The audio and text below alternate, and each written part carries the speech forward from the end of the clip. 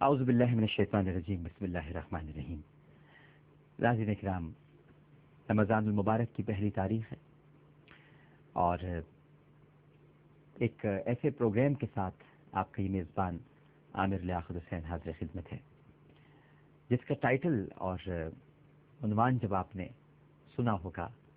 یا اسکرین پر دیکھا ہوگا تو یہ محسوس کیا ہوگا یا یہ سوال ذہن میں امڈ آیا ہوگا، گنہگاروں مایوس نہ ہو۔ عامر صاحب کیا کہنا چاہتے ہیں؟ ناظرین کرام، بہت سارے پروگرامز نیٹ ورک کے لیے ہوتے ہیں، ٹیلی ویژن کے لیے ہوتے ہیں، لوگوں کے لیے ہوتے ہیں۔ میں تو اس پروگرام کو اپنے لیے سمجھتا ہوں۔ ہم سب ہی گنہگار ہیں، اور پھر ہم مایوس کیوں ہوں؟ اللہ کی رحمت سے، اس لیے کہ ہم کسی نہ کسی خطا میں الجھے ہوئے ضرور ہیں، لیکن ہمیں سلجھانے والی ذات اللہ سبحانہ و تعالیٰ کی، وہ تو ہر وقت اپنی رحمت کے دریا کو یا اس کا رخ ہماری طرف پھیرے ہوئے ہے۔ ایک ہم ہی ہیں جو وہاں سے اپنے خشک دامن کو تر کرنا نہیں چاہتے۔ اس لیے ہم نے اس پروگرام کا آغاز کیا ہے، اور انشاءاللہ یکم رمضان المبارک یعنی آج سے لے کر چاند رات تک میں آپ کے ساتھ اسی وقت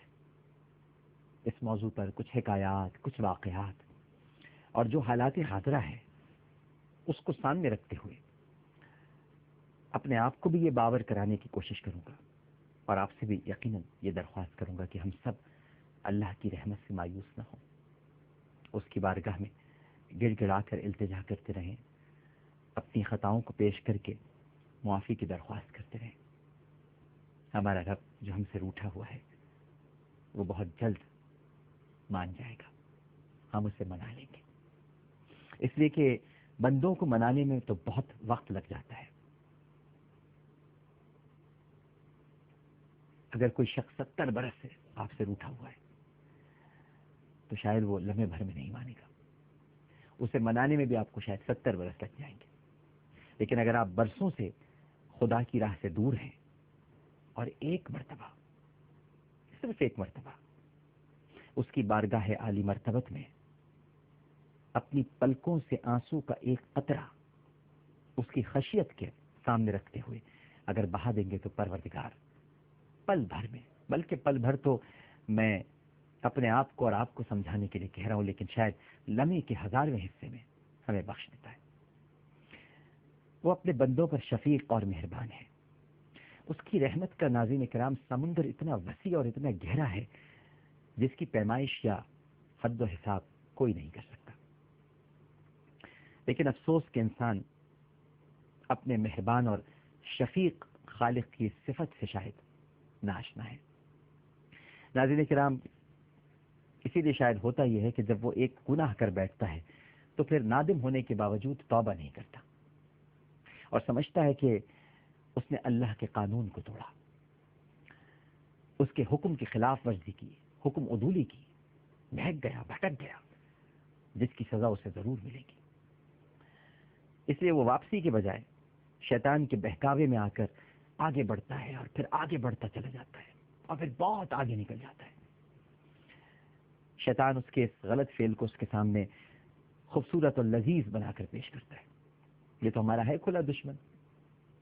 عدو مبین، اسے مزید گناہوں پر اکساتا ہے اور رب ذوالجلال کی نافرمانیوں پر اس کے حوصلے بڑھاتا چلا جاتا ہے۔ اس طرح ناظرین کرام اس بد نصیب انسان کی واپسی مشکل ہو جاتی ہے۔ بسا اوقات وہ انسان میں بھی ہوں، وہ آپ بھی ہیں، ہم سبھی ہیں۔ اللہ تعالیٰ کی رحمت اپنے بندے کو آواز دیتی ہے، اسے پکارتی ہے، اور وہ آوازوں پر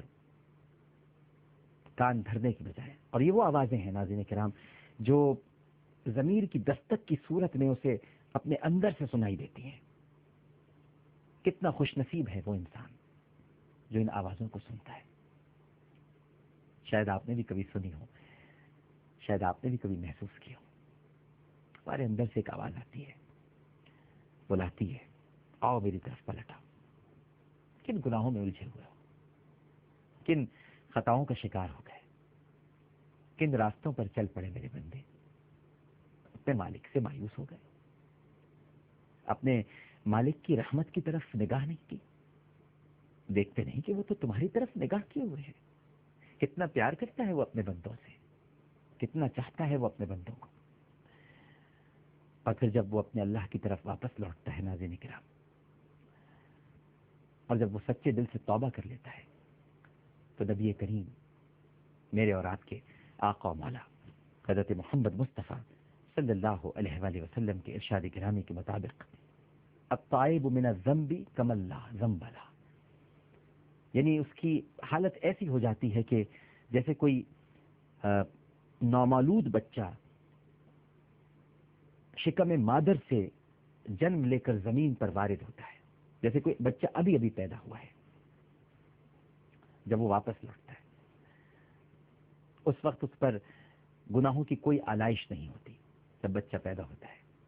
اس کے ضمیر پر کوئی بوجھ نہیں ہوتا، کوئی دھڑکا،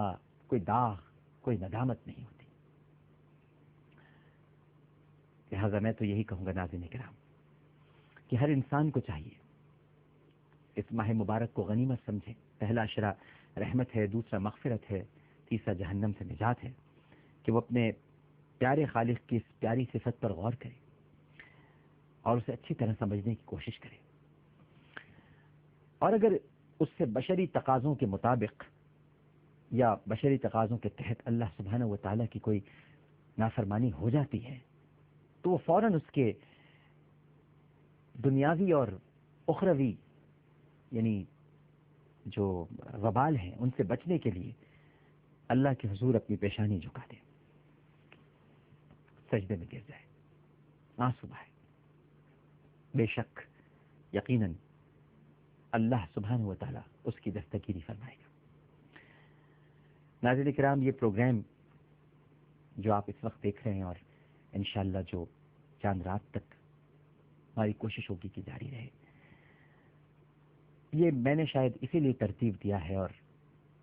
میری خواہش بھی یہی تھی، یہ میری خواہش ہے ناظرین کرام، میری ذاتی خواہش ہے کہ ہم اپنے خالق کی اس پیاری صفت پر غور کریں، تاکہ ہمارے اپنے اندر جو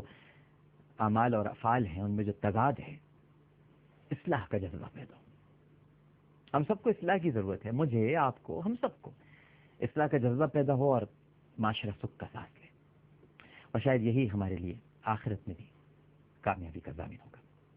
ایک چھوٹا سا وقفہ لیتے ہیں اور وقفے کے بعد گفتگو کے سلسلے کو جاری رکھیں گے۔ آپ سے ملاقات ہوتی ہے ایک